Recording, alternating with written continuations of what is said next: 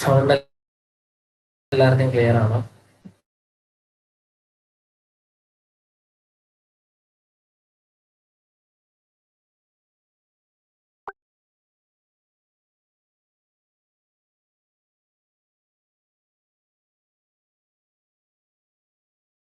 ഇപ്പം റിപ്പീറ്റ് പോകുന്നവരാണോ എല്ലാരും?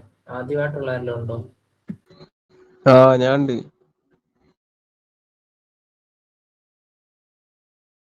ശംഭുവും നോഹയൊക്കെ നേരത്തെ ഉണ്ടായിരുന്നല്ലേ? അനന്യ ഞാൻ ഓർക്കണല്ലോ ഉണ്ടായിരുന്നാണോ ആദ്യം? ഞാൻ ഉണ്ടായിരുന്നില്ല.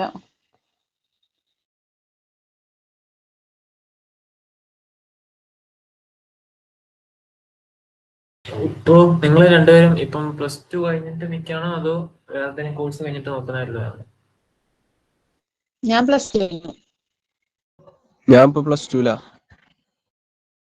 ഇപ്പൊ +2 പഠിക്കുന്നേ ഉള്ളൂ? ഇപ്പൊ +2 പഠിക്കുന്നുള്ളൂ.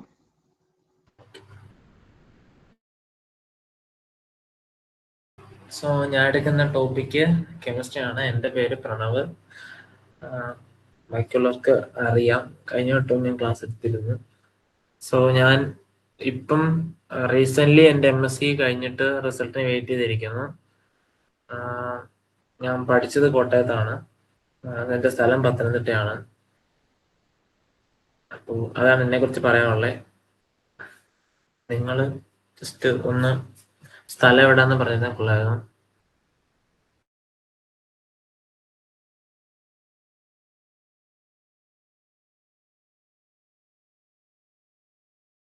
രണ്ടുപേരും ഏതാ ജില്ല?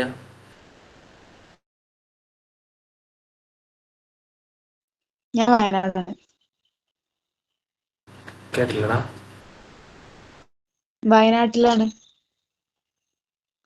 വയനാട്ടിലെവിടാ? വടുവഞ്ചാല്.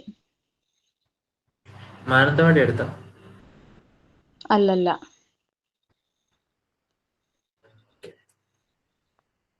ക്രിസ്റ്റിയോ? ഞാൻ പാലക്കാട്.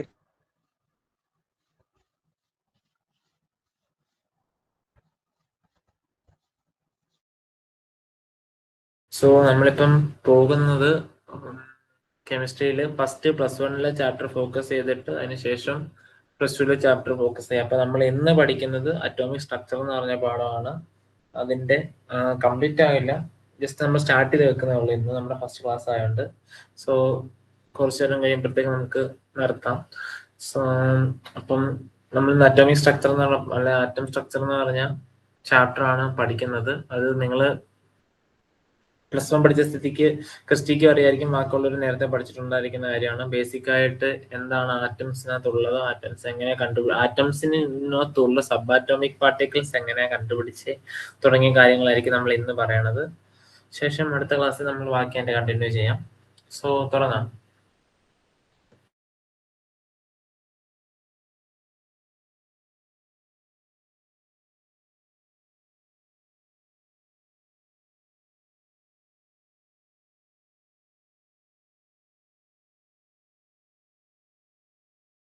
സ്ക്രീൻ കാണാം എല്ലാവർക്കും?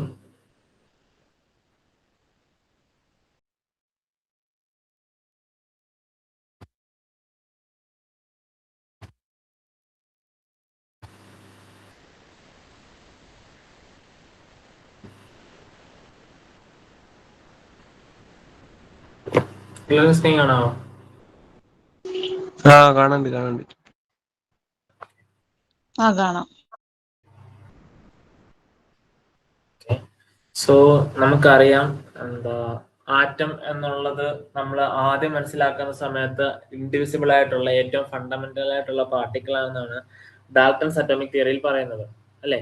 ഏറ്റവും ഫൈനൈറ്റ് ആയിട്ടുള്ള, ഏറ്റവും സ്മോളസ്റ്റ് ആയിട്ടുള്ള ഏതൊരു വസ്തുവിൽ നിർമ്മിച്ചിരിക്കുന്ന ഏറ്റവും ഫണ്ടമെന്റൽ ആയിട്ടുള്ളൊരു കണിക, അതാണ് ആറ്റം എന്ന് പറയുന്നത് as per Dalton atomic theory പ്രകാരം. ഈ ഒരു കൺസെപ്റ്റ് നമ്മുടെ ഗ്രീക്ക് ഫിലോസഫേഴ്സിന്റെ ഇടയിലും ഇന്ത്യൻ ഫിലോസഫേഴ്സിന്റെ ഇടയിലും പണ്ട് തൊട്ടേ ഉണ്ടായിരുന്നതാണ്. സോ ഈ ആറ്റം എന്നുള്ള കൺസെപ്റ്റ് വന്നതിന് ശേഷം നമുക്ക് ചില കാര്യങ്ങളിൽ ഒരു ധാരണയില്ലായിരുന്നു. എങ്ങനെ ആറ്റം ഇത്ര സ്റ്റേബിൾ ആയിട്ട് നിൽക്കുന്നു, എങ്ങനെ ആറ്റം വേറൊരു എലിമെന്റുമായിട്ട് കമ്പൈൻ ചെയ്യുന്ന വേറെ കോമ്പൗണ്ട് ഫോം ചെയ്യുന്നു, അങ്ങനെയുള്ള കാര്യങ്ങളെ കുറിച്ച് നമുക്ക് വലിയ ധാരണയില്ല. സോ ഇതിനകത്ത് ഈ ആറ്റത്തിനും അപ്പുറമായിട്ട് എന്തോ ഒരു സംഭവം ഉള്ളത് കൊണ്ടാണ് ഈ പറഞ്ഞിരിക്കുന്ന വസ്തു, അതായത് ആറ്റം സ്റ്റേബിൾ ആയിട്ട് ഇലക്ട്രിക്കലി സ്റ്റേബിൾ ആണ് നമുക്കറിയാം, പ്രത്യേകിച്ച് ന്യൂട്രൽ ചാർജുമാണ്. സോ അത് എങ്ങനെ നിലനിൽക്കുന്നു എന്നുള്ള ഒരു ഐഡിയ നമുക്ക് കിട്ടിയിരുന്നില്ല. സോ ആറ്റത്തിന്റെ അപ്പുറത്തേക്ക്, അത് ആറ്റത്തിന്റെ ഉള്ളിലേക്ക് നമുക്ക് കാര്യങ്ങൾ അറിയേണ്ടതുണ്ട് എന്നുള്ള ധാരണയിലാണ് സയന്റിസ്റ്റുകൾ സബ് അറ്റോമിക് പാർട്ടിക്കിൾസിനെ കുറിച്ചുള്ള സ്റ്റഡീസ് നടത്തുന്നത്. ഓക്കെ, അതും ഈ ഒരു ഉദ്ദേശത്തോടെ തന്നെ നടത്തിയതല്ല. ആക്ച്വലി അത് മൈക്കൽ ഫാരഡെ, നമുക്കറിയാം ഫാരഡെ നമ്മൾ അറിയപ്പെടുന്നത് ഇലക്ട്രിസിറ്റിയുടെ കണ്ടുപിടിച്ച ആളിൽ ഒരാളായിട്ടാണ്. സോ ടെസ്ലയും ഫാരഡെ ഒക്കെ ഇലക്ട്രിക്കൽ റിലേറ്റഡ് ആയിട്ട്, ഇലക്ട്രിസിറ്റി ബേസ്ഡ് ആയിട്ട് നമ്മൾ പറയുന്ന ആൾക്കാരാണ്. സോ നമ്മള് ഫാരഡെ ഒരു കാഥോഡ് റേ എക്സ്പെരിമെന്റ് നടത്തുന്ന സമയത്ത്, അതായത് രണ്ട് മെറ്റൽ സർഫസ് പോലുള്ള 2 ഇലക്ട്രോൺസ് ഒരു ഇലക്ട്രോലൈറ്റിക് ആയിട്ടുള്ള ഒരു സൊല്യൂഷനിൽ ഡിപ്പ് ചെയ്തതിനു ശേഷം അതിലേക്ക് കറണ്ട് പാസ് ചെയ്യുന്ന സമയത്ത് എന്തോ ഒരു വസ്തു ഒരു ഇലക്ട്രോഡിൽ നിന്ന് മറ്റൊരു ഇലക്ട്രോഡിൽ വന്ന് ഒട്ടിപ്പിടിക്കുന്നതായിട്ട് മനസ്സിലായി. ഓക്കെ, ഒരു ഇലക്ട്രോഡിൽ നിന്ന് മറ്റൊരു ഇലക്ട്രോഡിൽ വന്ന് ഡെപ്പോസിറ്റ് ചെയ്യുന്നതായിട്ട് മനസ്സിലായി. അത് എന്താണ് എന്നുള്ള രീതിയിൽ അവർക്കത് കണ്ടുപിടിക്കാൻ സാധിച്ചില്ല. പക്ഷെ പിന്നീട് മനസ്സിലായി എന്തിന്റെ ഒരു ചാർജിന്റെ വേരിയേഷൻ കാരണമാണ്, അല്ലെ ഒരു ചാർജ് ട്രാൻസ്ഫർ ആണ് ഇതിന്റെ ഇടയ്ക്ക് നടക്കുന്നത് എന്നുള്ള ധാരണയിലേക്ക് ഫാരഡെ എത്തി. സോ നമുക്ക് ആദ്യം ഇതെല്ലാം പഠിക്കുന്നതിന് മുമ്പ് നമ്മൾ ആദ്യം അറിഞ്ഞിരിക്കേണ്ട മെയിൻ ആയിട്ടുള്ള കാര്യം എന്താ? Like charges ripple each other and unlike charges attract each other, അല്ലേ? ഒരേ ചാർജ്, ഒരേ ടൈപ്പ് ഓഫ് ചാർജ് ഉണ്ടെങ്കിൽ അത് രണ്ടും എന്ത് ചെയ്യും? റിപ്പൽ ചെയ്യും. ഡിഫറെന്റ് ചാർജസ് ആണ് അട്രാക്ട് ചെയ്യുന്നത്. സോ ഇങ്ങനെ ഡിഫറെന്റ് ആയിട്ട് ചാർജ് ഉള്ള എന്തോ ഒരു വസ്തുവാണ് വന്ന് അറ്റാച്ച് ചെയ്തതെന്ന് ആർക്ക് മനസ്സിലായി? ഫാരഡേക്ക് മനസ്സിലായി. സോ ഈ അറ്റാച്ച് ചെയ്തിരിക്കുന്നത് എവിടുന്നാണ്? ആനോഡിലാണ് വന്ന് അറ്റാച്ച് ചെയ്തിരിക്കുന്നത്. അതായത് പോസിറ്റീവ് ചാർജ് ഉള്ള സർഫസിലാണ് വന്ന് എന്തോ ഒരു സംഭവം അറ്റാച്ച് ചെയ്തിരിക്കുന്നത്. അപ്പം ഫാരഡെ ഒരു കൺക്ലൂഷനിലേക്ക് എത്തി, അതായത് നെഗറ്റീവ് ചാർജുള്ള എന്തോ ഒരു വസ്തുവാണ് ഈ ആനോഡിൽ വന്ന് ഒക്കുപ്പൈ ചെയ്തേക്കുന്നത് മനസ്സിലായി. ഓക്കെ, സോ അങ്ങനെ ആ കാഥോഡ് റേ എക്സ്പെരിമെന്റ് നടത്തിയ സമയത്ത് എപ്പോഴും ആ ഒരു ഫ്ലോ ഓഫ് സംഭവം ഉണ്ടായില്ല. ഒരു പർട്ടിക്കുലർ വോൾട്ടേജ് അല്ലെ പർട്ടിക്കുലർ എമൗണ്ട് ഓഫ് കറണ്ട് കൊടുക്കുമ്പോൾ മാത്രമാണ് കാഥോഡിൽ നിന്ന് ആനോഡിലേക്ക് ഈ പറഞ്ഞ ഡെപ്പോസിഷൻ കണ്ടെത്താൻ സംഭവിച്ചത്. അതും ഒരു കാൽക്കുലേറ്റഡ് ആയിട്ടുള്ള പ്രഷറിലും കാൽക്കുലേറ്റഡ് ആയിട്ടുള്ള ടെമ്പറേച്ചറിലുമാണ് സംഭവം ഉണ്ടായത്. അതും നമ്മൾ യൂസ് ചെയ്ത ഈ ഇലക്ട്രോലൈറ്റിക് സൊല്യൂഷൻ, അത് ഗ്യാസ് ആകാം, ലിക്വിഡ് ആകാം. ഈ 2 ഇലക്ട്രോഡ്സും നമ്മൾ ഡിപ്പ് ചെയ്ത് വെച്ചിരുന്നത്, അത് എന്താകാം? ലിക്വിഡും ആകാം, ഗ്യാസും ആകാം. അപ്പൊ ഗ്യാസസ് നിറച്ചിട്ട് ഇതേപോലെ തന്നെ നമ്മൾ പാസ് ചെയ്ത സമയത്തും ഈ മൂവ്മെന്റ് ഓഫ് സംതിങ്, എന്തോ ഒരു ചാർജ് ഉള്ളൊരു വസ്തു, നെഗറ്റീവ് ചാർജ് ഉള്ള എന്തോ ഒരു വസ്തു ഈ ആനോഡ് വന്ന് ഒക്കുപ്പൈ ചെയ്യുന്നതായിട്ട് മനസ്സിലായി. അപ്പം ഈ ഗ്യാസിന്റെ പ്രഷറിനനുസരിച്ച് ഈ ഒക്കുപ്പൈ ചെയ്യുന്നതിന്റെ അളവും കാര്യങ്ങളും എല്ലാം വ്യത്യാസം ഉണ്ടായിരുന്നു. So cathode ray discharge experiment എന്ന് പറയുന്നത്. Okay, so the flow of current from cathode to anode was further checked by making a hole in the anode and coating the tube behind the anode with the phosphorescent material zinc sulfide. So ഈ പറഞ്ഞിരുന്ന electrode, അതായത് നമ്മൾ നേരത്തെ പറഞ്ഞു കാഥോഡിൽ നിന്ന് ആനോഡിലേക്കാണ് deposition നടക്കുന്നതെന്ന് പറഞ്ഞു. അപ്പം ഈ ആനോഡില് പ്രത്യേകിച്ചുള്ള ഹോൾസ്, അതേപോലെ തന്നെ ഒരു ഫ്ലൂറസെന്റ് മെറ്റീരിയൽ വെച്ചൊരു ലൈക്ക് സിങ്ക് സൾഫൈഡ് പോലെ ഒരു ഫ്ലൂറസെന്റ് ഒക്കെ അറിയാലോ, ഫ്ലൂറസെന്റ് എന്നൊക്കെ ഉള്ള, അത് കേട്ടിട്ടുണ്ടോ? ഫ്ലൂറസെന്റ് എന്താ, ഫോസ്ഫോറസെന്റ് എന്താ?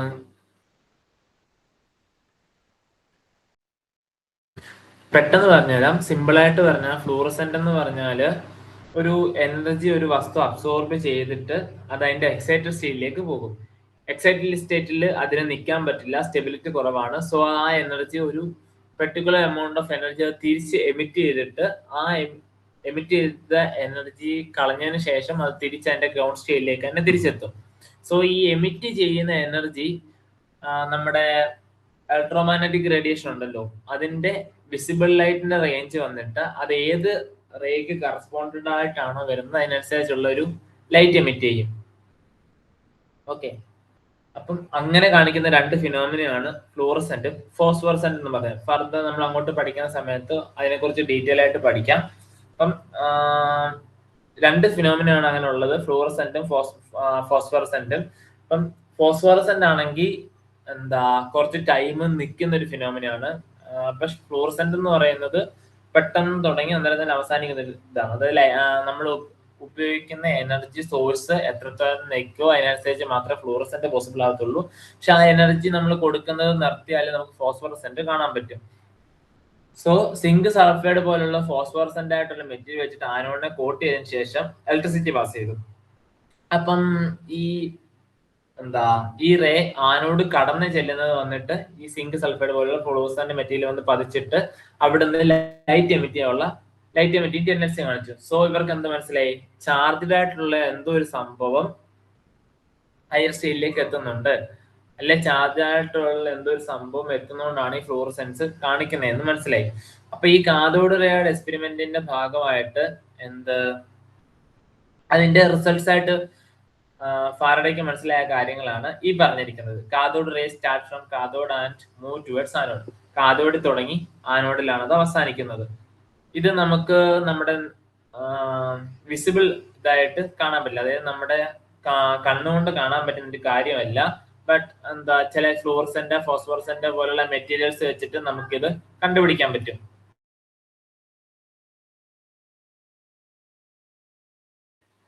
സോ നമ്മൾ മുമ്പേ പറഞ്ഞ സിങ്ക് സൾഫൈഡ് പോലുള്ള വസ്തു കൊണ്ട് ഇത് വന്ന് പതിക്കുന്നത് നമുക്ക് മനസ്സിലാക്കാൻ സാധിക്കും. നമ്മുടെ ഹ്യൂമൻ ഐക്ക് ഇത് വിസിബിൾ അല്ല. പിന്നെന്താ പറയാ, ഇതേപോലെ ഇലക്ട്രിക്കലിന്റെ മാഗ്നറ്റിക് ഫീൽഡിന്റെ പ്രസൻസിൽ ഇത് ഒരു സ്ട്രെയിറ്റ് ലൈൻ ആയിട്ട് ആയിരിക്കും ട്രാവൽ ചെയ്യുന്നത്. ഇതിന്റെ പ്രസൻസിൽ, അതായത് ഒരു എക്സ്റ്റേണൽ ആയിട്ടുള്ള ഒരു ഇലക്ട്രിക്കൽ ഫീൽഡോ മാഗ്നറ്റിക് ഫീൽഡോ പ്രസൻസിലാണ് ഈ എമിഷൻ, അതായത് കാഥോഡിൽ നിന്ന് വന്ന ആനോഡിലേക്ക് ഈ ചാർജ്ഡ് ആയിട്ടുള്ള എന്തോ ഒരു വസ്തു പതിക്കുന്നത്. അത് ഇതിന്റെ ആബ്സെൻസിലാണെങ്കിൽ അതിന്റെ മൂവ്മെന്റ് എന്ന് പറയുന്നത് ലീനിയർ ആയിരിക്കില്ല. Okay, so negatively charged particle ആണ് ഇതിലേക്ക് വന്ന് പതിക്കുന്നതെന്ന് മനസ്സിലായി. എന്തുകൊണ്ടാ? അത് ആനോഡ്, അതായത് പോസിറ്റീവ്ലി ചാർജ് ആയിട്ടുള്ള ഇലക്ട്രോണിലാണ് വന്ന് പതിക്കുന്നത്. അതുകൊണ്ട് മനസ്സിലായി നെഗറ്റീവ് ചാർജ് ഉള്ള എന്തോ ഒരു വസ്തുവാണ് വന്ന് ആനോഡ് സ്ട്രൈക്ക് ചെയ്യുന്നത് മനസ്സിലായി. ആ നെഗറ്റീവ് ചാർജുള്ള വസ്തുവിന് എന്ത് പേരിട്ടു? ഇലക്ട്രോൺസ് എന്ന പേര് കൊടുത്തു. ഓക്കെ, അങ്ങനെയാണ് ഫാരഡേ ഇലക്ട്രോൺസ് എന്നുള്ള വസ്തു കണ്ടുപിടിക്കുന്നത്. അതായത് രണ്ട് ഇലക്ട്രോഡ്സ് ഒരു ഇലക്ട്രോലൈറ്റിക് സൊല്യൂഷൻ അല്ലെങ്കിൽ ഗ്യാസസിൽ ഡിപ്പ് ചെയ്തതിനു ശേഷം ഒരു പർട്ടിക്കുലർ എമൗണ്ട് ഓഫ് പർട്ടിക്കുലർ വോൾട്ടേജിലുള്ള ഒരു കറണ്ട് അപ്ലൈ ചെയ്യുന്ന സമയത്ത് കാഥോഡിൽ നിന്ന് ആനോഡിലേക്ക് എന്തോ ഡെപ്പോസിറ്റ് ചെയ്തു. അപ്പൊ ഈ ഡെപ്പോസിറ്റ് ചെയ്തത് ആനോഡ് എന്നുള്ളത് ഒരു പോസിറ്റീവ് സർഫസ് ആയതുകൊണ്ട് അത് നെഗറ്റീവ് ചാർജുള്ള എന്തോ ഒരു വസ്തുവാണ് ഡെപ്പോസിറ്റ് ചെയ്തതെന്ന് മനസ്സിലായി. ആ ഡെപ്പോസിറ്റ് ചെയ്ത വസ്തുവിനെ നമുക്ക് നമ്മുടെ ഹ്യൂമൻ ഐക്ക് വിസിബിൾ അല്ല, ബട്ട് ഫ്ലൂറസെന്റ് പോലുള്ള ഫോസ്ഫറസെന്റ് പോലുള്ള മെറ്റീരിയൽ വെച്ചിട്ട് അതിന്റെ പാത്ത് കണ്ടുപിടിക്കാമെന്നും ആർക്ക് മനസ്സിലായി? ഫാരഡേക്ക് മനസ്സിലായി. സോ ആറ്റത്തിനകത്ത് എന്തോ ഉണ്ട്? ഇതേപോലെ നെഗറ്റീവ് ചാർജുള്ള ഇലക്ട്രോൺ ഉണ്ട് എന്നുള്ള കൺസെപ്റ്റിലേക്ക് ആരെത്തി? ഫാരഡേ എത്തി. സോ ഇൻ 1897 ജെ തോംസൺ എന്ന് പറഞ്ഞ സയന്റിസ്റ്റ്, നിങ്ങൾക്ക് ഈ സയന്റിസ്റ്റിന്റെ ഒക്കെ പേര് ഓർത്തിരിക്കണം, ഫണ്ടമെന്റൽ ആയിട്ടുള്ള കാര്യങ്ങൾ പ്രപ്പോസ് ചെയ്ത ആൾക്കാരാണ്. സോ ജെ തോംസൺ എന്ന് പറഞ്ഞ സയന്റിസ്റ്റ് ഈ ചാർജ്ഡ് ആയിട്ടുള്ള പാർട്ടിക്കിൾ, നെഗറ്റീവ്ലി ചാർജ്ഡ് ആയിട്ടുള്ള ഈ പാർട്ടിക്കിളിന്റെ ചാർജ് കണ്ടുപിടിക്കുക, അതേപോലെ മാസ് കണ്ടുപിടിക്കാനുള്ള ഒരു ഉദ്യമം നടത്തി. ആ ഉദ്യമമാണ് നമുക്ക് ഇവിടെ തന്നിരിക്കുന്നത്. ഇതിന്റെ ഒരു എക്സാമ്പിൾ ആണ് ഇത്. ഓക്കെ, അപ്പം ചാർജ് ടു മാസ് റേഷ്യോ എന്നുള്ളൊരു കൺസെപ്റ്റിലേക്ക് ആരെത്തി? ജെ തോംസൺ എന്ന് പറഞ്ഞ സയന്റിസ്റ്റ് എത്തി. ഈ ചാർജ് ടു മാസ് റേഷ്യോ നിങ്ങൾ പിന്നീട് കെമിസ്ട്രി റിലേറ്റഡ് ആയിട്ട് തന്നെ പഠിക്കുകയാണെങ്കിൽ നിങ്ങൾ കേട്ടിട്ടുണ്ടായിരിക്കും. സ്പെക്ട്രോസ്കോപ്പി എന്നൊക്കെ കേട്ടിട്ടുണ്ടോ? സ്പെക്ട്രോസ്കോപ്പി ടെക്നിക്സ് എന്നൊക്കെ കേട്ടിട്ടുണ്ടായല്ലോ.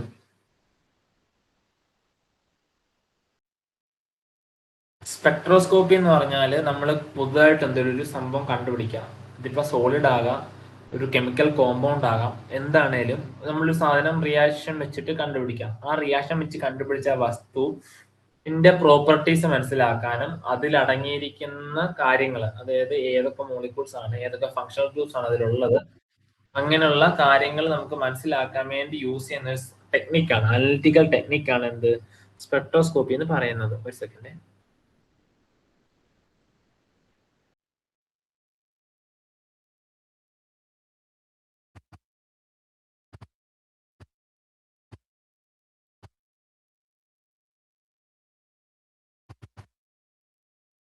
ഓക്കെ, അങ്ങനെയുള്ള ഒരു മോളിക്യൂൾസിന്റെ സ്ട്രക്ചർ, അതിന്റെ പൊസിഷൻ, അതിന്റെ ജിയോമെട്രി, അതേപോലെ തന്നെ സോളിഡ്സിന്റെ ആണെങ്കിലും ഇങ്ങനെയുള്ള കാര്യങ്ങൾ കണ്ടുപിടിക്കാം. അത് പല ടൈപ്പ് ഉണ്ട്, നിങ്ങൾക്ക് പഠിക്കേണ്ട ആവശ്യമില്ല. പക്ഷെ അറിഞ്ഞിരിക്കുന്നല്ല, നമ്മളിപ്പോ ഈ കണ്ടുപിടിച്ചിരിക്കുന്ന പല സാധനങ്ങൾ, പല ട്രാക്ക് മോളിക്യൂൾസ് ഉണ്ട്, പല കാര്യങ്ങളുണ്ട്, അതിന്റെ എല്ലാം സ്ട്രക്ചർ, അതേപോലെയുള്ള സിന്തസിസ് കാര്യങ്ങളെല്ലാം നമ്മൾ കൺഫേം ആക്കുന്നത് ഇതേപോലുള്ള സ്പെക്ട്രോസ്കോപ്പി ടെക്നിക്സ് വെച്ചിട്ടാണ്. സോ ഈ നമ്മളിവിടെ പറഞ്ഞു മാസ് ബൈ ചാർജ് റേഷ്യോ എന്ന് പറഞ്ഞു. അതായത് ഒരു പർട്ടിക്കുലർ മാസ് എമൗണ്ട് ഓഫ് സബ്സ്റ്റൻസിന് ഇത്ര ആയിരിക്കും ചാർജ് എന്നുള്ള റേഷ്യോ ആണ്. ഈ റേഷ്യോ നമ്മൾ മാസ് സ്പെക്ട്രോസ്കോപ്പി എന്ന് പറഞ്ഞൊരു ടെക്നിക്ക് ഉണ്ട്. അതായത് മാസിന്റെ, ഒരു കോമ്പൗണ്ടിന്റെ മാസിന്റെ ബലത്തിൽ അതിൽ എന്തൊക്കെ ഉണ്ട് എന്നുള്ളത് കണ്ടുപിടിക്കാം. അതായത് ഒരു കെമിക്കൽ കോമ്പൗണ്ട് നമ്മളൊരു പ്രത്യേക ഹൈ എനർജി യൂട്ടിലൈസ് ചെയ്തിട്ട് നമ്മൾ ആ കോമ്പൗണ്ടിനെ മുറിക്കും. ഇപ്പം നമുക്കറിയാം, ഇപ്പം ബെൻസോയിക് ആസിഡ്, അതിനകത്ത് എന്താ ഉള്ളത്? അതിലൊരു ബെൻസിൻ റിംഗ് ഉണ്ട്, പിന്നെ ഒരു കാർബോസിലിക് ആസിഡിന്റെ ഫങ്ഷണൽ ഗ്രൂപ്പ് ഉണ്ട്. എത്രത്തോളം എനിക്ക് പറഞ്ഞാൽ മനസ്സിലാവുന്ന എനിക്കറിയില്ല. ഞാൻ ജസ്റ്റ് ഒന്ന് പറയാം. അതായത് ബെൻസിൻ റിംഗ് എന്താണെന്ന് അറിയാലോ? 6 മെമ്പേർഡ് ആയിട്ടുള്ള ഹെക്സഗണൽ റിംഗും ഉണ്ട്, അതിലൊരു COH ഉണ്ട്. അപ്പൊ ഒരു പെർട്ടിക്കുലർ എമൗണ്ട് ഓഫ് എനർജി നമ്മൾ ഇതിലേക്ക് കൊടുത്തു കഴിഞ്ഞാൽ നമുക്ക് ഇതിനെ ബ്രേക്ക് ചെയ്യാൻ പറ്റും. ബ്രേക്ക് ചെയ്ത് രണ്ട് സാധനമാക്കാം. ഈ ബെൻസിൻ മാത്രമായിട്ടും ആക്കാം, ഈ കാർബോസിലിക് ആസിഡിന്റെ COH മാത്രമായിട്ട് എടുക്കാം. ആ എടുക്കുന്ന കോമ്പൗണ്ടിന്റെ മാസിന്റെ ബലത്തിൽ അതെന്താണ് എന്ന് കണ്ടുപിടിക്കാൻ പറ്റും. അതേപോലെ ഓരോ പെർട്ടിക്കുലർ കോമ്പൗണ്ടും ഇങ്ങനെ ബ്രേക്ക് ആവുന്ന, അല്ലെ കട്ട് ആവുന്നതിന് ഒരു പാറ്റേൺ ഉണ്ട്. ആ പാറ്റേൺ വെച്ചിട്ട് ആ ടോട്ടൽ ആ ഹോൾ കോമ്പൗണ്ട് എന്താന്ന് നമുക്ക് ഐഡന്റിഫൈ ചെയ്യാൻ പറ്റും. അത് അണ്ടർസ്റ്റാൻഡ് ചെയ്യുന്നത് ഈ മാസ് ബൈ ചാർജ് റേഷ്യോ വെച്ചിട്ടാണ്. സോ ഇതൊരു ഐഡന്റിഫിക്കേഷൻ രീതിയിലും ഒരു കോമ്പൗണ്ടിനെ മനസ്സിലാക്കി എടുക്കാനൊക്കെ നമ്മൾ യൂസ് ചെയ്യുന്നതാണ്. അപ്പം ജെ തോംസൺ ഇതേപോലെ മാസ് ബൈ ചാർജ് റേഷ്യോ കണ്ടുപിടിച്ച് അതിൽ നിന്ന് ഇലക്ട്രോണിന്റെ മാസ് ബൈ ചാർജ് എന്ന് പറയുന്നത് 1.758820 ആണെന്നുള്ള ധാരണയിലേക്ക് എത്തി. കൂളം പെർ കിലോഗ്രാം ആണ്. ഓക്കെ, ഈ ഒരു കൺസെപ്റ്റിലേക്ക് എന്ത് മനസ്സിലായി? ഈ പറഞ്ഞ ഇലക്ട്രോണിന്റെ ഇലക്ട്രിക് ഫീൽഡിലുള്ള അല്ലെ ഒരു പർട്ടിക്കുലർ ഇലക്ട്രിക് ഫീൽഡിൽ അല്ലെ മാഗ്നറ്റിക് ഫീൽഡിലുള്ള മാസ് ബൈ ചാർജ് റേഷ്യോ എന്ന് പറയുന്നത് ഈ എമൗണ്ട് എന്ന് മനസ്സിലായി. ഈ വാല്യൂ വെച്ചിട്ട് RA മില്ലിക്കൻ എന്ന് പറഞ്ഞൊരു സയന്റിസ്റ്റ് ഓയിൽ ഡ്രോപ്പ് എന്ന് പറഞ്ഞൊരു എക്സ്പെരിമെന്റ് വെച്ചിട്ട് ഇലക്ട്രോണിന്റെ ചാർജ് കണ്ടുപിടിച്ചു. ഓക്കെ, ഇലക്ട്രോണിന്റെ മാസ് മനസ്സിലായിരുന്നു, അറിയായിരുന്നു. അത് വെച്ചിട്ട് മാസ് ബൈ ചാർജ് റേഷ്യോയും നമുക്കറിയാം. സോ ഇത് രണ്ടും അറിയാവുന്ന സ്ഥിതിക്ക് അതിന്റെ ഇലക്ട്രോണിന്റെ ചാർജ് കണ്ടുപിടിക്കാൻ പറ്റി. അങ്ങനെ മില്ലിക്കൻ ഓയിൽ ഡ്രോപ്പ് എക്സ്പെരിമെന്റ് വെച്ചിട്ട് കണ്ടുപിടിച്ച ചാർജ് എന്ന് പറയുന്നത് അപ്രോക്സിമേറ്റ്ലി -1.6 × 10⁻19 കൂളംബ് ആയിരുന്നു. പിന്നീട് ഫർദർ ആയിട്ടുള്ള കാൽക്കുലേഷനും ഇപ്പോഴത്തെ പല ടെക്നിക്സ് വെച്ചിട്ട് അതിന്റെ ചാർജ് എന്ന് പറയുന്നത് -1.602176 × 10⁻19 കൂളംബ് ആണെന്നുള്ളത് മനസ്സിലായി. അപ്പൊ അന്ന് പുള്ളിക്കാരൻ കണ്ടുപിടിച്ചതിന്റെ ഏകദേശം അടുത്തല്ലേ ഒന്ന് കിടക്കുന്നത്. ഓക്കെ,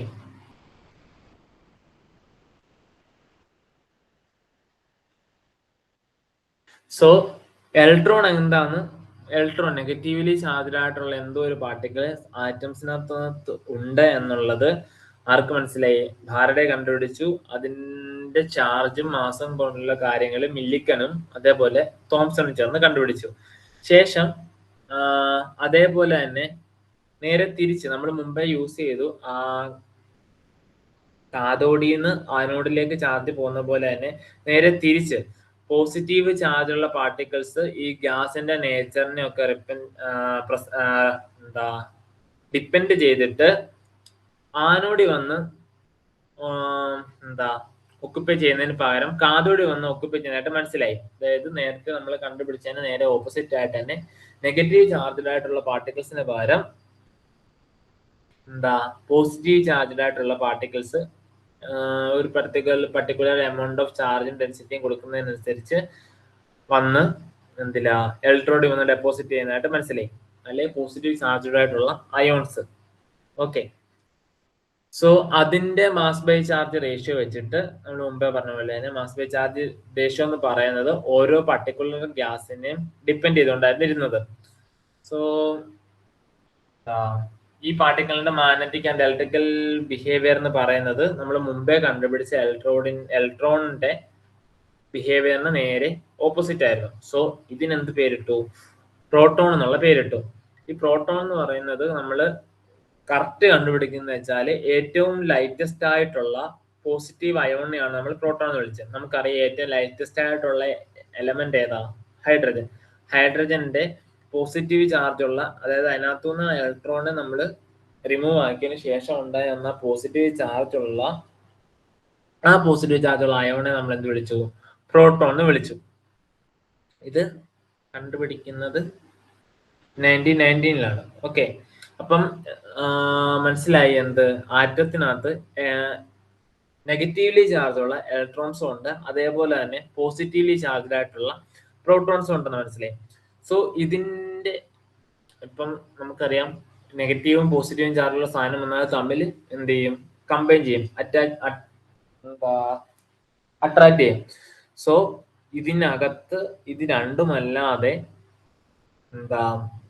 ഒരു ന്യൂട്രൽ ചാർജ് ഉള്ള എന്തോ ഒരു വസ്തുവും കൂടെ ഉണ്ടെന്നുള്ള ധാരണയ്ക്ക് സയന്റിസ്റ്റ് എത്തി. അതെന്താന്ന് ആ സമയം കണ്ടുപിടിച്ചില്ല, പക്ഷെ അത് കണ്ടുപിടിക്കേണ്ടതിന്റെ ആവശ്യകതയുണ്ട്. കാരണം നമുക്കറിയാം നെഗറ്റീവ്ലി ചാർജുള്ള വസ്തുവുണ്ട്, പോസിറ്റീവ് ചാർജുള്ള വസ്തു ഉണ്ടെന്ന്. ഇതിന്റെ ഇടയിൽ ഒന്നുമില്ലെങ്കിൽ ഇത് രണ്ടും കൂടെ കമ്പൈൻ ചെയ്ത് നിൽക്കത്തല്ലേ ഉള്ളൂ. പക്ഷെ അങ്ങനല്ല, ഇതൊരു പർട്ടിക്കുലർ ചാർജ് കൊടുക്കുന്ന സമയത്ത് ഇതിനെ നമുക്ക് സെപ്പറേറ്റ് ചെയ്തെടുക്കാൻ പറ്റുന്നുണ്ട്.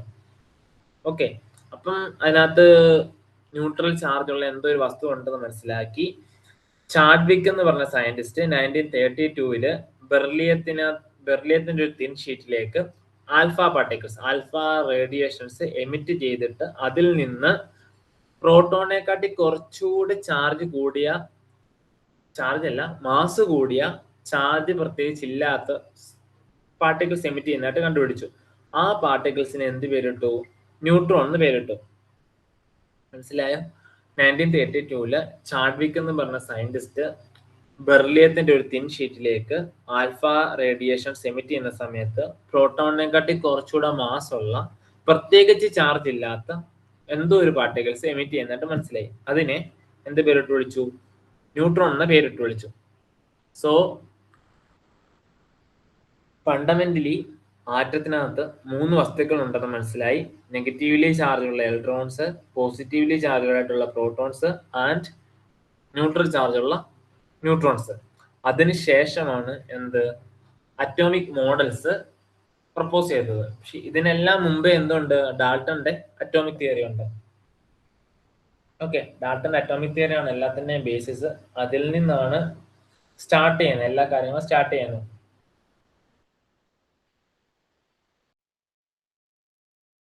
ഓക്കെ, സോ ഇതുവരെ പറഞ്ഞാൽ എന്തെങ്കിലും ഡൗട്ടോ എന്തെങ്കിലും ഉണ്ടോ? ആ ഒരു സെഷൻ നമുക്ക് തീർത്തുക. Just ഹിസ്റ്ററിയാ, കെമിസ്ട്രിയുടെ ഹിസ്റ്ററിയാ starting. ഇതുവരെ പറഞ്ഞാൽ എന്തെങ്കിലും മനസ്സിലാവാത്തിട്ടുണ്ടോ? ചോദിക്കണം, എന്തെങ്കിലും ഉണ്ടോ ചോദിക്കണേ. നിങ്ങളുടെ സൗകര്യത്തിനാണ് ഞാൻ നിൽക്കുന്നത്. അപ്പം നിങ്ങൾ ചോദിച്ചാലേ. എന്തോടാ? ഓയിൽ ഡ്രോപ്പ് മെത്തേഡ് ഇല്ലേ, അത് ഇമ്പോർട്ടൻ്റ് ആണ്.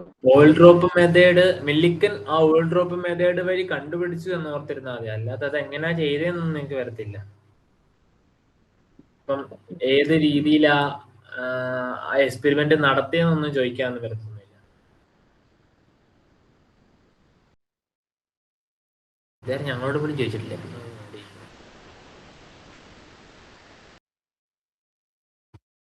സോ നമ്മൾ പറഞ്ഞു എന്താ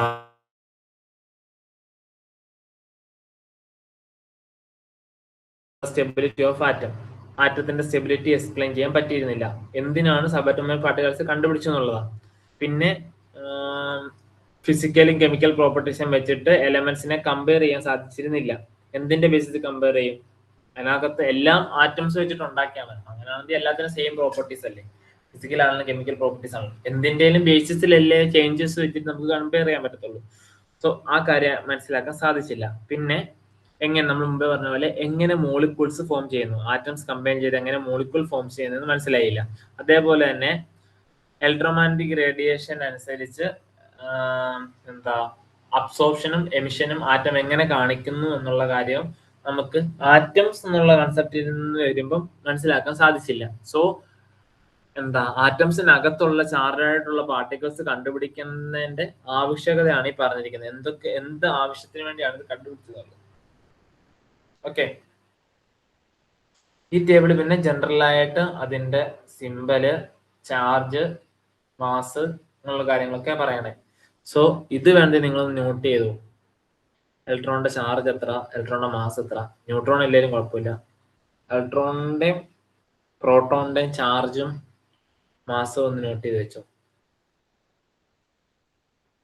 നോട്ട് ചെയ്തിട്ട് പറയണേ. അപ്പൊ നിങ്ങളൊരു ചെറിയ ജസ്റ്റ് നമ്മളിങ്ങോട്ട് ഇങ്ങനെ പഠിക്കുന്ന സമയത്ത് ഇമ്പോർട്ടൻ്റ് ആയിട്ടുള്ള ഓരോ കാര്യങ്ങൾ വരുമ്പോൾ ജസ്റ്റ് ഒരു സിംഗിൾ പോയിന്റ് പോലെ എഴുതി വെച്ചാൽ നിങ്ങൾക്ക് അത് നോക്കുമ്പോൾ പിന്നീട് മനസ്സിലാവും, എളുപ്പമായിരിക്കും. ഇപ്പൊ നമ്മൾ മുമ്പേ പറഞ്ഞ പോലെ തന്നെ മില്ലിക്കൻ ഓയിൽ ഡ്രോപ്പ് എക്സ്പെരിമെന്റ് എന്ത് കണ്ടുപിടിക്കാനാണ് യൂസ് ചെയ്തത്? പ്രോട്ടോണിന്റെ ഐഡന്റിഫിക്കേഷൻ ആയിട്ട് യൂസ് ചെയ്തു. ഓക്കെ ആണോ? അതോ ഇലക്ട്രോണിന്റെ ചാർജിന്റെ വെച്ചിട്ടാണോ? ഇലക്ട്രോണിന്റെ ചാർജ്. ഓക്കെ, ഇലക്ട്രോണിന്റെ ചാർജ് കണ്ടുപിടിക്കാൻ വേണ്ടി യൂസ് ചെയ്തതാണ് മില്ലിക്കൻ. ചാഡ്വിക് ആണ് പ്രോട്ടോൺ കണ്ടുപിടിച്ചത്. ഓക്കെ, ചാഡ്വിക് ആണ് ഇത് കണ്ടുപിടിച്ചത്, ന്യൂട്രോൺ കണ്ടുപിടിച്ചത്, പ്രോട്ടോൺ കണ്ടുപിടിച്ചത്. അപ്പൊ അങ്ങനത്തെ കാര്യങ്ങൾ നോക്കി വെച്ചാല് നിങ്ങൾക്ക് പഠിക്കാൻ എളുപ്പമുണ്ട്. പിന്നീടാണല്ലോ ആവശ്യം വരും.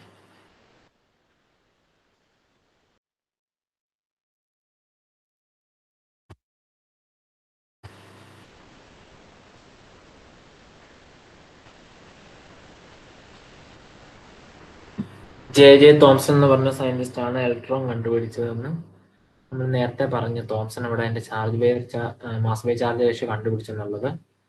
റുദർഫോർഡിന് എന്തോ സംഭവം ഉണ്ടെന്ന് മനസ്സിലായുള്ളൂ. അത് നെഗറ്റീവ്ലി ചാർജ് ആണെന്ന് മനസ്സിലായി. പക്ഷെ അത് കൺഫേം ചെയ്യുന്നതും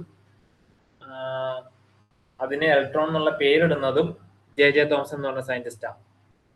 ഓക്കെ, ശേഷം അതിന്റെ ചാർജ് കണ്ടുപിടിക്കുന്നത് മില്ലിക്കൻ ആണ്. ആ ചാർജ് കണ്ടുപിടിക്കുന്ന എക്സ്പെരിമെന്റ് ആണ് ഓയിൽ ഡ്രോപ്പ് എക്സ്പെരിമെന്റ് എന്ന് പറയുന്നത്. റുദർഫോർഡ് എന്ന് പറഞ്ഞ സയന്റിസ്റ്റ് ആണ് പ്രോട്ടോണെ കണ്ടുപിടിക്കുന്നത്. പ്രോട്ടോണെ കണ്ടുപിടിക്കുന്നത്. പിന്നെ ചാഡ്വിക് ആണ് ന്യൂട്രോണെ കണ്ടുപിടിക്കുന്നത്. ചാഡ്വിക് ന്യൂട്രോണെ കണ്ടുപിടിക്കാൻ യൂസ് ചെയ്തതാണ് ബെർലിയത്തിന്റെ ഷീറ്റും ആൽഫ പാർട്ടിക്കിളും. ഓക്കെ, പിന്നീട് നിങ്ങൾ കേട്ടിട്ടില്ലേ റുദർഫോർഡിന്റെ ഗോൾഡ് ഫോയിൽ എക്സ്പെരിമെന്റ്? കേട്ടിട്ടുണ്ടോ?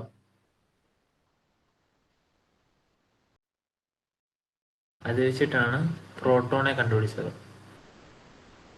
അതൊക്കെ നിങ്ങൾക്ക് അറിയാവുന്ന കാര്യമായിരിക്കും, നമ്മളിപ്പോ പഠിക്കുക. സോ സബാറ്റോമിക് പാർട്ടിക്കിൾസ് ഉണ്ടെന്ന് മനസ്സിലായി. അതിൽ നിന്നാണ് ഫസ്റ്റ് മോഡൽ, ആറ്റത്തിന്റെ ഫസ്റ്റ് മോഡല് കണ്ടുപിടിക്കുന്നത്. ആ മോഡലിന്റെ പേരാണ് തോംസൺസ് പ്ലം പുഡിംഗ് മോഡൽ. ഓക്കെ, ഇതെല്ലാം നിങ്ങൾ അറിഞ്ഞിരിക്കുക. ഇതൊന്നും അങ്ങനെ ചോദിച്ചു കണ്ടിട്ടില്ല. എന്നാലും ഇതൊക്കെ നിങ്ങളുടെ ജനറൽ ആയിട്ടുള്ള ഇൻഫർമേഷന് അറിഞ്ഞിരിക്കാന്നുള്ളൂ. നിങ്ങളുടെ എക്സാമിന് ഇത്രയും ബേസിക് ആയിട്ട് ചോദിച്ചൊന്നും കണ്ടിട്ടില്ല. പീരിയോഡിക് ടേബിൾ ഒക്കെ ബേസ് കഴിഞ്ഞ നേരത്തെ ക്ലാസ്സിലുള്ളവർക്ക് അറിയാം. അത് ബേസ് ആയിട്ടൊക്കെ ചോദിച്ചിട്ടുള്ളൂ. ഇത്രയും ബേസിക് ആയിട്ട് കെമിസ്ട്രിയുടെ ഹിസ്റ്ററി തൊട്ടേ സ്റ്റാർട്ട് ചെയ്ത് കണ്ടിട്ടില്ല. സോ എന്താ, ആദ്യമായിട്ട് കണ്ടുപിടിച്ച മോഡലാണ് തോംസന്റെ പ്ലം പുഡിംഗ് മോഡല് അല്ലെങ്കിൽ വാട്ടർമെലൺ മോഡല്. ഇതെന്ന് പറയുന്നത് പേര് പറയുന്ന പോലെ തന്നെ നമ്മുടെ ഒരു പ്ലം കേക്കില് മുന്തിരി ഇല്ലേ, മുന്തിരി ഇങ്ങനെ അതിന്റെ സർഫസ് ഇങ്ങനെ ഒട്ടിപ്പിടിച്ചിരിക്കുന്നത് പോലാണ് ഇലക്ട്രോൺസ് ഒരു ആറ്റത്തില് ഇരിക്കുന്നത് എന്നുള്ള കൺസെപ്റ്റിലാണ് തോംസൺ അറ്റോമിക് മോഡലിനെ കണ്ടുപിടിച്ചത്. നമ്മൾ ഒരു കേക്ക് കൺസെപ്റ്റിൽ എടുക്കുകയാണെങ്കിൽ പോസിറ്റീവായിട്ടുള്ള ആ വസ്തു എന്ന് പറയുന്നത് കേക്കിന്റെ നോർമലായിട്ട് നമ്മൾ കഴിക്കുന്ന അതിന്റെ ടോപ്പിലെ മുന്തിരി എന്ന് പറയുന്നത് ഇലക്ട്രോൺ എന്നുള്ള രീതിയിൽ, ആ രീതിയിലാണ് തോംസൺ അദ്ദേഹത്തിന്റെ ഫസ്റ്റ് ആറ്റം മോഡലിനെ പ്രപ്പോസ് ചെയ്തത്. അതിന് അദ്ദേഹത്തിന് ഫിസിക്സ് 1906 നോബൽ പ്രൈസ് കിട്ടി. പക്ഷെ ഇത് ശരിയല്ലെന്ന് പിന്നീട് മനസ്സിലായി. പക്ഷെ എന്നിരുന്നാലും അദ്ദേഹത്തിന് 1906 നോബൽ പ്രൈസ് കിട്ടി. ശേഷമാണ് റുദർഫോർഡ് അദ്ദേഹത്തിന്റെ ഗോൾഡ് ഫോയിൽ എക്സ്പെരിമെന്റ് വെച്ചിട്ട് അദ്ദേഹത്തിന്റെ ആറ്റം മോഡല് കണ്ടുപിടിക്കുന്നത്. സോ റുദർഫോർഡിന്റെ ഗോൾഡ് ഫോയിൽ എക്സ്പെരിമെന്റില് ആൽഫ പാർട്ടിക്കിൾ, അതായത് ആൽഫ റേഡിയേഷൻസ് ഒരു ഗോൾഡ് ഫോയിലിലേക്ക് പുള്ളിക്കാരൻ പതിപ്പിച്ചു. ഈ ഗോൾഡ് ഫോയിലിന്റെ ചുറ്റും അദ്ദേഹം സിങ്കിന്റെ തോന്നുന്നു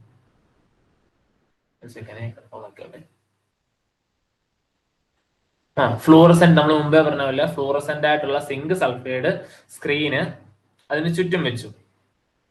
സോ ഈ ആൽഫ പാർട്ടിക്കിള് വന്ന് ഈ ഗോൾഡ് ഫോയിൽ പതിച്ചതിന് ശേഷം അതിൽ നിന്നുണ്ടാവുന്ന ഡിഫ്ലക്ഷൻസ് ഈ സിങ്ക് സൾഫൈഡില് വന്ന് പതിക്കുന്നത് നോട്ട് ചെയ്യാൻ പറ്റി. നമ്മൾ പറഞ്ഞു ഫ്ലൂറസെൻസ് അല്ലെ ഫോസ്ഫോറസെൻസ് കാണിക്കും എന്ന് പറഞ്ഞു. അത് വെച്ചിട്ട് എത്രത്തോളം വന്നിട്ട് ഈ ഗോൾഡ് ഫോയിൽ വന്ന് പതിച്ചിട്ട് സ്കാറ്റർ ആയി, എത്രത്തോളം സ്കാറ്റർ ആവാതെ പോയി എന്നുള്ള കാര്യങ്ങള് ആർക്ക് മനസ്സിലായി? റുദർഫോർഡ് മനസ്സിലായി. സോ പുള്ളിക്കാരന്റെ കൺസെപ്റ്റ് വെച്ചിട്ടെന്ന് വെച്ചാൽ ഈക്വലി സ്പ്രെഡ് ആവണമെന്നായിരുന്നു. അതായത് ആൽഫ പാർട്ടിക്കിൾ വന്നിട്ട് ഈ ഗോൾഡ് ഫോയിൽ പതിക്കുന്നു, അതിനനുസരിച്ച് ഇതിൽ കംപ്ലീറ്റ്ലി ഇലക്ട്രോൺസ് ഫിൽഡ് ആണെങ്കിൽ ആൽഫ പാർട്ടിക്കിൾസ് എന്ന് പറയുന്നത് ഒരു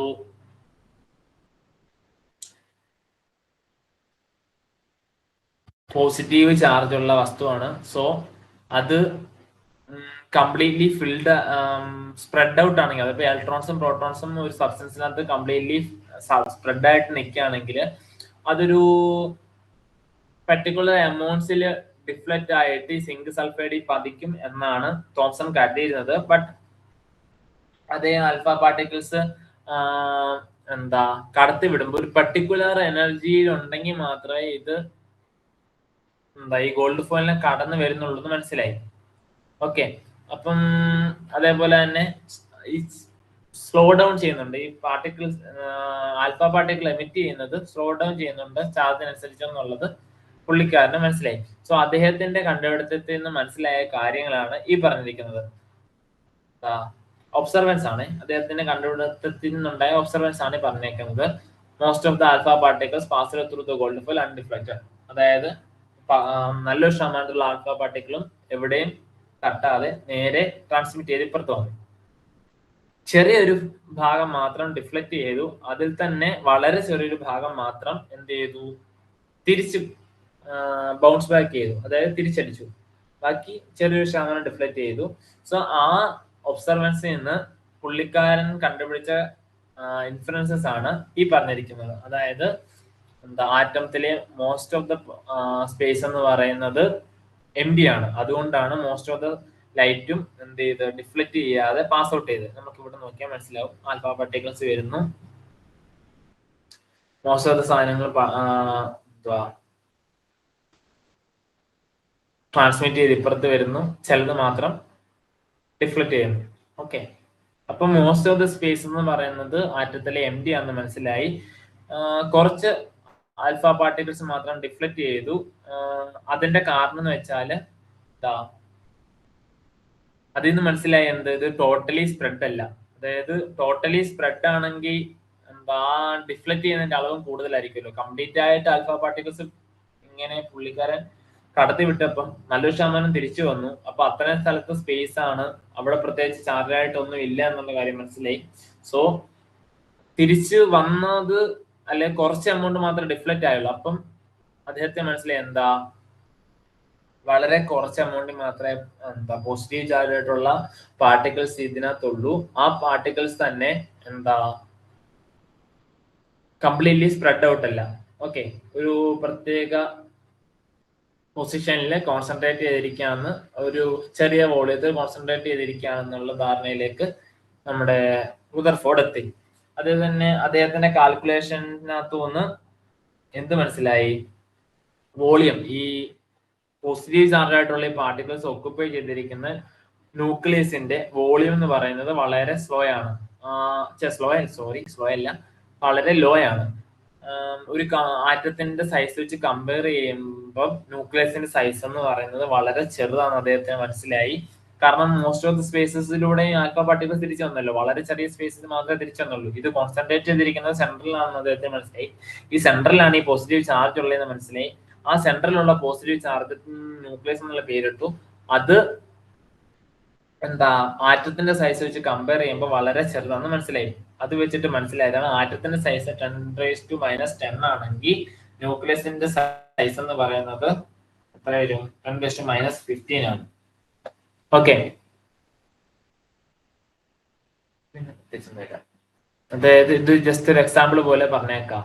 അതായത് ഒരു ന്യൂക്ലിയസ് എന്ന് പറയുന്നത് ഒരു ക്രിക്കറ്റ് ബോൾ ആണെങ്കിൽ ഇതില് അതിന്റെ റേഡിയസ്, ആറ്റത്തിന്റെ റേഡിയസ് എന്ന് പറയുന്നത് ഏകദേശം 5 കിലോമീറ്റർ റേഞ്ചിൽ തന്നെ വരും. ഓക്കെ, ഈ റുദർഫോർഡ് ഈ എക്സ്പെരിമെന്റ് വെച്ചിട്ടാണ് ന്യൂക്ലിയസ് എന്നുള്ള കോൺസെപ്റ്റിലേക്ക് എത്തിയത്. ഓക്കെ, ന്യൂക്ലിയസ് കണ്ടുപിടിച്ച അപ്പൊ ആരാ? റുദർഫോർഡ്. അപ്പൊ രണ്ട് കാര്യങ്ങൾ, പോസിറ്റീവ് ചാർജുള്ള പ്രോട്ടോണിയം കണ്ടുപിടിച്ചു. ഇതെല്ലാം സെൻട്രൽ ഒക്കുപ്പൈ ചെയ്തിരിക്കുന്നതിന് ന്യൂക്ലിയസ് എന്നുള്ള കൺസെപ്റ്റ് ന്യൂക്ലിയസും കണ്ടുപിടിച്ചു. സോ ഈ കിട്ടിയ ഇൻഫറൻസിന്റെ ബലത്തില് അദ്ദേഹം പ്രപ്പോസ് ചെയ്ത ആറ്റം മോഡലാണ് ഏത്, റുദർഫോർഡ് ആറ്റം മോഡൽ. അത് ഈ പറഞ്ഞിരിക്കുന്നത് പോയിന്റ്സ് ആണ്. Most of the atom was densely concentrated in extremely small region. This very small portion of the atom was called the nucleus. Okay, അതായത് പോസിറ്റീവ് ചാർജുള്ള വസ്തുക്കളെല്ലാം ഒരു പ്രത്യേക അതിന്റെ ഒരു മാസം എന്ന് പറയുന്നത് പ്രത്യേകിച്ച് സെൻട്രലിലേക്ക് അല്ല, ഒരു വളരെ സ്മോൾ റീജിയനിൽ കോൺസെൻട്രേറ്റഡ് ആണ്. ആ കോൺസെൻട്രേറ്റഡ് ഇരിക്കുന്ന പോസിറ്റീവ് റീജിയനെ എന്ത് പറഞ്ഞു, ന്യൂക്ലിയസ് എന്നുള്ള പേരിട്ടു. അതേപോലെ ഈ ന്യൂക്ലിയസിന് ചുറ്റും ഹൈ സ്പീഡില് സർക്കുലർ പാത്തില് ഓർബിറ്റ്സ് ഉണ്ട്. ആ ഓർബിറ്റ്സിലാണ് ഇലക്ട്രോൺസ് റിവോൾവ് ചെയ്യുന്നത്. അത് നമ്മുടെ സോളാർ സിസ്റ്റത്തിൽ സണ്ണിന് ചുറ്റും പ്ലാനറ്റ്സ് റിവോൾവ് ചെയ്ത് കറങ്ങുന്നത് പോലെയാണെന്നുള്ളത് കോൺസെപ്റ്റിലേക്ക് പുള്ളി എത്തി. സോ നമ്മൾ പഠിച്ചു, തോംസന്റെ മോഡല് പ്ലം പുഡിംഗ് ആണെങ്കിൽ റുദർഫോർഡ് പ്രപ്പോസ് ചെയ്തത് സെൻട്രലിൽ ഒരു ന്യൂക്ലിയസ് ഉണ്ട്, അതിലാണ് മോസ്റ്റ് ഓഫ് ദ മാസസും മോസ്റ്റ് ഓഫ് ദ പോസിറ്റീവ് ചാർജും കോൺസെൻട്രേറ്റ് ചെയ്തിരിക്കുന്നത്. ബാക്കി എല്ലാ സ്പേസും എന്ന് പറയുന്നത് എം ഡി ആണ്. ഈ എം ഡി സ്പേസസിൽ സർക്കുലർ ആയിട്ടുള്ള ഓർബിറ്റൽസ് ഉണ്ട്. ആ ഓർബിറ്റൽസിൽ അത്യാവശ്യം ഹൈ സ്പീഡിൽ എന്ത് ചെയ്യും, നെഗറ്റീവ് ചാർജുള്ള ഇലക്ട്രോൺസ് റൊട്ടേറ്റ് ചെയ്തുകൊണ്ടിരിക്കുക. ഈ ഇലക്ട്രോൺസ് ആ സർക്കുലർ ഓർബിറ്റില് പിടിച്ചു നിർത്തുന്ന ചില ഫോഴ്സസ് ഉണ്ട്. ആ ഫോഴ്സസിന്റെ പുള്ളിക്കാരന് ഇലക്ട്രോസ്റ്റാറ്റിക് ഫോഴ്സ് ഓഫ് അട്രാക്ഷൻ എന്ന് പേരിട്ടു. ഓക്കെ, ഈ ഇലക്ട്രോസ്റ്റാറ്റിക് ഫോഴ്സ് ഓഫ് അട്രാക്ഷൻസ് പല ടൈപ്പ് ഉണ്ട്. വാണ്ടർവാൾസ് ഫോഴ്സ് ഉണ്ട്, ഹാഡ്രൻ ബോണ്ടിങ് ഉണ്ട്, അങ്ങനെ കുറെ ലണ്ടൻ ഫോഴ്സസ് ഉണ്ട്, ഡൈപോൾ ഡൈപോൾ ഇന്ററാക്ഷൻ, അങ്ങനെ കുറെ ഫോഴ്സ് ഉണ്ട്. നമുക്ക് വരുന്ന ക്ലാസ്സുകളിൽ പഠിക്കാം. സോ അടുത്തതാണ് നമ്മൾ പറയുന്നത് atomic number and mass number എന്ന് പറയുന്നത്. ഈ അറ്റോമിക് നമ്പർ മാസ് നമ്പർ എങ്ങനെ കാൽക്കുലേറ്റ് ചെയ്യാൻ അറിയാമോ എല്ലാവർക്കും?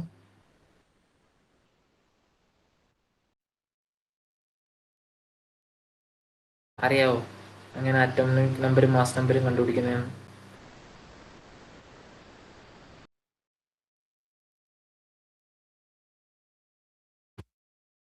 guys?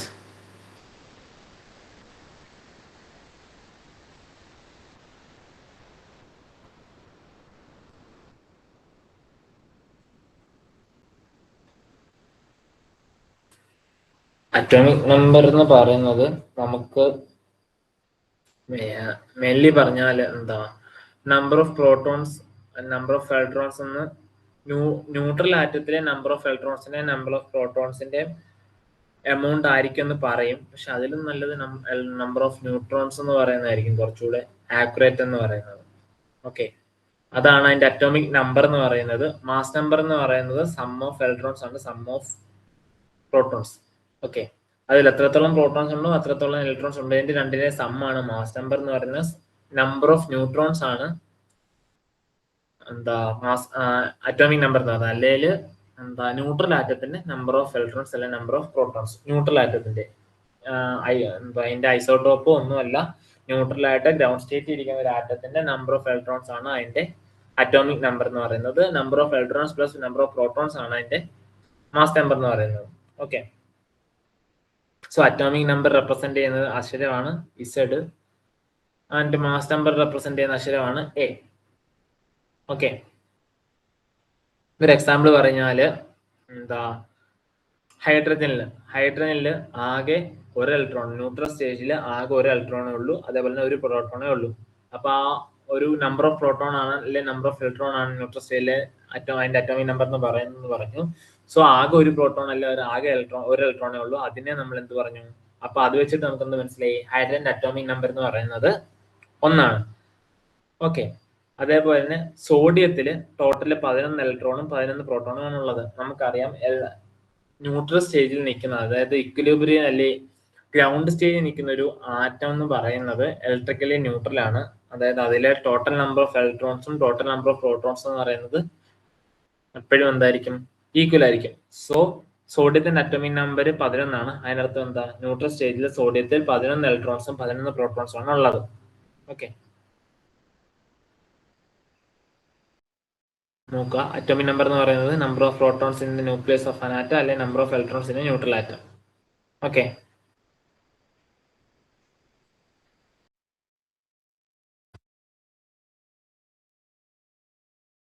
മാസ് നമ്പർ എന്ന് പറയുന്നത് number of proton plus number of neutrons.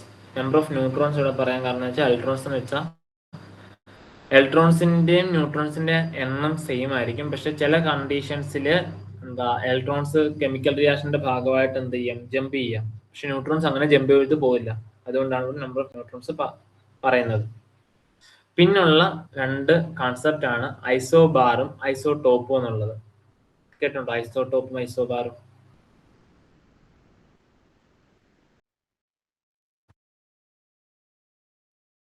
കേട്ടിട്ടുണ്ടോ? ഐസോബാർ എന്താ, ഐസോടോപ്പ് എന്താ? സെയിം അറ്റോമിക് നമ്പർ ആയിരിക്കും, പക്ഷെ ഡിഫറെന്റ് മാസ് നമ്പർ ഉള്ളതിനെയാണ് നമ്മൾ ഐസോടോപ്പുകൾ എന്ന് പറയുന്നത്. ഓക്കെ, സെയിം അറ്റോമിക് നമ്പർ ആണ് ബട്ട് ഡിഫറെന്റ് മാസ് നമ്പർ ആണ്. ഇപ്പൊ അതിന് എക്സാമ്പിൾ ആണ് പ്രോട്ടിയം. പ്രോട്ടിയം എന്ന് പറഞ്ഞാൽ ഹൈഡ്രജന്റെ ഒരു ഐസോടോപ്പ് ആണ്. അതിന്റെ അറ്റോമിക് നമ്പർ എന്ന് പറഞ്ഞാൽ 1 ആണ്, പക്ഷെ അതിന്റെ മാസ് നമ്പർ എന്ന് പറഞ്ഞാൽ ഇവിടെ 1 ആണ്. ഡ്യൂട്ടീരിയം വരുമ്പോൾ 2 ആണ്, ട്രീഷ്യം വരുമ്പോൾ 3 ആണ്.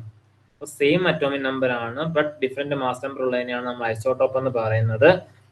അതിന്റെ ചില ഐസോടോപ്പുകൾ ഭയങ്കര വാല്യുബിൾ ആണ്. അതായത് ഇപ്പം യുറേനിയത്തിന്റെ 235 ആണ് തോന്നുന്നു, കറക്റ്റ് ഓർക്കണില്ല. ആ ഐസോടോപ്പ് ആണ്, റേഡിയോ ആക്റ്റീവ് ആണ്. നമ്മൾ അറ്റോമിക് ഇതിനൊക്കെ യൂസ് ചെയ്യുന്നതാണത്. പിന്നെ അതേപോലെ കാർബണിന്റെ C14 എന്ന് പറയുന്ന ഐസോടോപ്പ് വെച്ചിട്ടാണ് കാർബൺ ഡേറ്റിംഗ് എന്ന് പറഞ്ഞ പ്രക്രിയ നമ്മൾ ചെയ്യുന്നത്. അതായത് ഫോസിലിന്റെ ഏജ് ഒക്കെ എത്ര വർഷം പഴക്കമുള്ള എന്നുള്ളത് കണ്ടുപിടിക്കുന്നത് കാർബൺ C14 എന്ന് പറഞ്ഞ ഐസോടോപ്പ് വെച്ചിട്ടാണ്. അബണ്ടന്റ് ആയിട്ട് നമ്മൾ നമ്മുടെ ഓരോ എലമെന്റിന്റെ മാസ് പോലും നമ്മൾ കണ്ടുപിടിക്കുന്നത് കാർബൺ വെച്ചിട്ടാണ്. കാർബണിനെ ഒരു സ്റ്റാൻഡേർഡ് ആയിട്ട് യൂസ് ചെയ്തിട്ട്, അതായത് കാർബൺ 12 ഐസോടോപ്പ് സ്റ്റാൻഡേർഡ് ആയിട്ട് യൂസ് ചെയ്തിട്ടാണ് ഓരോ എലമെന്റിന്റെ മാസ് നമ്മൾ സ്റ്റാൻഡേർഡൈസ് ചെയ്ത് പറയുന്നത്. സോ ഐസോടോപ്സിന് വളരെ ഇമ്പോർട്ടൻസ് ഉണ്ട്. നമ്മുടെ അറ്റ്മോസ്ഫിയറിൽ 99.98% ഓഫ് ഹൈഡ്രജൻ കാണുന്നത് അതിന്റെ ഹൈഡ്രജൻ H1 പ്രോട്ടിയം ഐസോടോപ്പിലാണ്. 0.015% ആണ് ഡ്യൂട്ടീരിയം ഐസോടോപ്പിൽ കാണുന്നത്.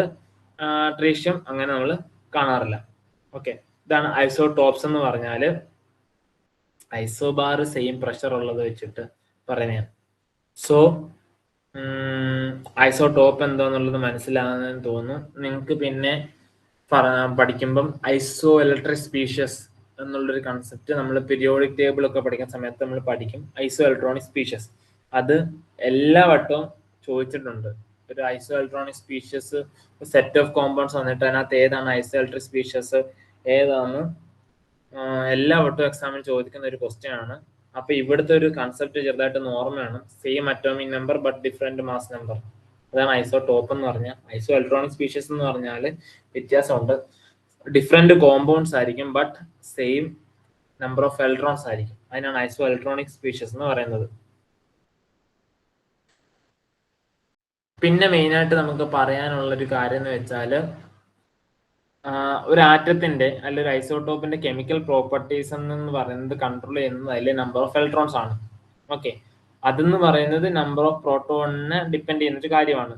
ന്യൂട്രോണ് പ്രത്യേകിച്ച് എഫക്റ്റ് ഒന്നും ഇല്ല. സോ കെമിക്കൽ പ്രോപ്പർട്ടി, ഒരു എലമെന്റിന്റെ കെമിക്കൽ പ്രോപ്പർട്ടി എന്ന് പറയുന്നത് എന്താണ്? അതിന്റെ നമ്പർ ഓഫ് ഇലക്ട്രോൺസ് ബേസ് ചെയ്തിട്ടിരിക്കും. So isotopes most of the സാധനങ്ങളും same chemical properties, chemical property അല്ല, സെയിം കെമിക്കൽ ബിഹേവിയർ കാണിക്കാറുണ്ട്. Okay,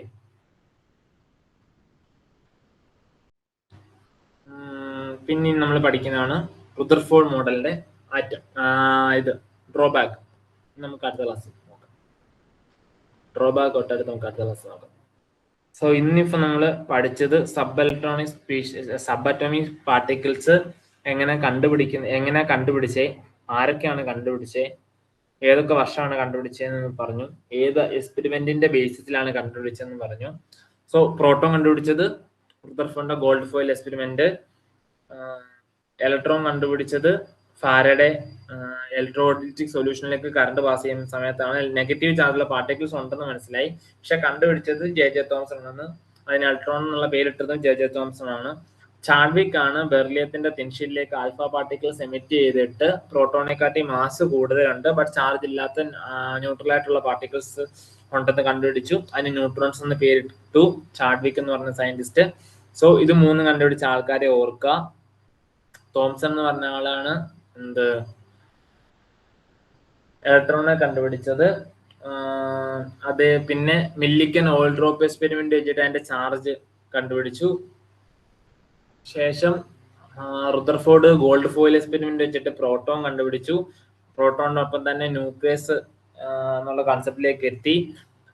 most of the space എന്ന് പറഞ്ഞ എം ഡി ആണ്, സെൻട്രലാണ് ഇതിരിക്കുന്നത്. പോസിറ്റീവ് ചാർജ് കോൺസെൻട്രേറ്റ് ചെയ്യുന്ന സെൻട്രലാണ്. അതിന് ചുറ്റും സർക്കുലർ പാത്തിലുള്ള ഓർബിറ്റ്സ് ഉണ്ട്. ആ ഓർബിറ്റ്സിൽ സണ്ണിന് ചുറ്റും പ്ലാനറ്റ്സ് റിവോൾവ് ചെയ്ത് കറങ്ങുന്നത് പോലെ തന്നെ ഇലക്ട്രോൺസ് ന്യൂക്ലിയസിന് ചുറ്റും കറങ്ങുക എന്നുള്ള കൺസെപ്റ്റിലേക്ക് റുദർഫോർഡ് വന്നു. പിന്നീട് നമ്മൾ പറഞ്ഞ പോലെ ചാഡ്വിക്ക് ന്യൂട്രോൺ കണ്ടുപിടിച്ചു. ഇനി നമ്മൾ പഠിക്കുന്നത് ഐസോടോപ്പ് ഐസോബാറും പറഞ്ഞു. അറ്റോമിക് നമ്പർ എങ്ങനെ കണ്ടുപിടിക്കുന്നത്, മാസ് നമ്പർ എങ്ങനെ കണ്ടുപിടിക്കുന്നത് എന്നുള്ള കാര്യം പറഞ്ഞു. ശേഷം നമ്മൾ ഇനി പഠിക്കാൻ പോകുന്നത് റുദർഫോർഡ് മോഡലിന്റെ ഡ്രോബാക്ക് ആണ്. റുദർഫോർഡ് മോഡലിന്റെ ഡ്രോബാക്ക് വന്നു കഴിയുമ്പോൾ അതിനെ ആ ലിമിറ്റേഷൻസിനെ റൂൾ ഔട്ട് ചെയ്യാൻ വേണ്ടി ബോർ കണ്ടുപിടിച്ചാണ് ബോർ മോഡൽ ഓഫ് ആറ്റം. പിന്നെ ബോർ മോഡൽ ഓഫ് ആറ്റം ആണ് എല്ലാത്തിന്റെ അടിസ്ഥാനം എന്നുള്ള രീതി പിന്നെ വരുന്നത്. ശേഷം ക്വാണ്ടം മെക്കാനിക്കൽ കൺസെപ്റ്റിലോട്ടൊക്കെ നമ്മൾ കടക്കും. ഓക്കെ, അതാണ് നമ്മൾ മെയിനായിട്ട് ഈ പാഠത്തിൽ പഠിക്കുന്നത്. ജനറൽ ആയിട്ടുള്ള കാര്യങ്ങളാണ് കൂടുതലും. സോ അപ്പൊ ഇന്ന് നമുക്ക് നിർത്താം. എന്തെങ്കിലും ഡൗട്ട് ഉണ്ടോ ഇന്നത്തെ ക്ലാസ്സിൽ?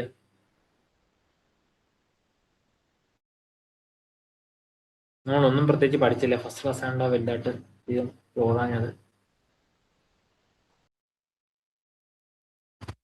ഐസോബാർ എന്ന് പറയുന്നത് സെയിം പ്രഷറിൽ കാണിക്കുന്നത്. അത് ഞാൻ പിന്നെ പറയാടാ. ഇതിനകത്ത് ഐസോടോപ്സിന്റെ കാര്യം പറഞ്ഞിട്ടുള്ളൂ. ഐസോബാർ നമുക്ക് പിന്നെ എന്തെങ്കിലും പറഞ്ഞു വരുമ്പോൾ പറയാം. സെയിം പ്രഷർ ഉള്ളതിന് ഐസോബാർ എന്ന് പറയാം. ഇവിടെ ഈ ഹെഡ്ലൈനിൽ എന്തിനാ ഐസോബാർ കൊടുത്തേക്കുന്നതെന്ന് വെച്ചാൽ എനിക്ക് അറിഞ്ഞൂടാ. അതേണ്ട ഐസോബാർസ് അത് atoms with same mass number but different atomic number. അതാ ഐസോബാർ ഇല്ല. ഐസോബാർ. സോ ഐസോടോപ്പ് നമ്മൾ പറഞ്ഞു സെയിം അറ്റോമിക് നമ്പർ ആണ്, ഡിഫറെന്റ് മാസ് നമ്പർ ആണ്, സെയിം മാസ് നമ്പർ ആണ് ബട്ട് ഡിഫറെന്റ് അറ്റോമിക് നമ്പർ ഉള്ളതിനാണ് ഐസോബാർ എന്ന് പറയുന്നത്. സോറി, ഞാൻ കണ്ടിട്ടത് നേരെ തിരിച്ച്. അതായത് same atomic number different mass number ആണ് ഐസോടോപ്പ്, സെയിം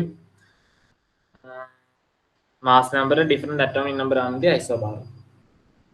പ്രഷറിന്റെ ബേസിലുള്ള പ്രഷറിന്റെ ബേസിൽ സെയിം പ്രഷർ ഉള്ള ഇത് ബേസ് ചെയ്തിട്ടും ഐസോബാർ എന്നുള്ള കൺസെപ്റ്റിലോട്ട് വരാം. ഇവിടെ പറഞ്ഞ വെച്ചിട്ട് വരും. ഓക്കെ, വേറെ എന്തെങ്കിലും ഡൗട്ട് ഉണ്ടോ ഇന്നത്തെ ക്ലാസ്സിൽ?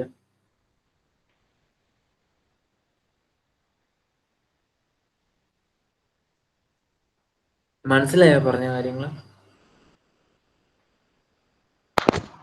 മനസ്സിലായി.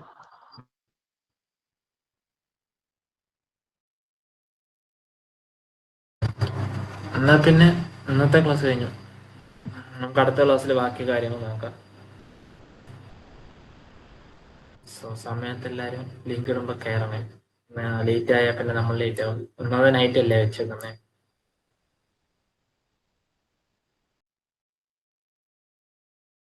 ഓക്കെ, എന്നാൽ എല്ലാവർക്കും ഗുഡ് നൈറ്റ്. ആഹാരം കഴിച്ചിട്ട് നന്നായി വിശ്രമിക്കുക, ഉറങ്ങുക.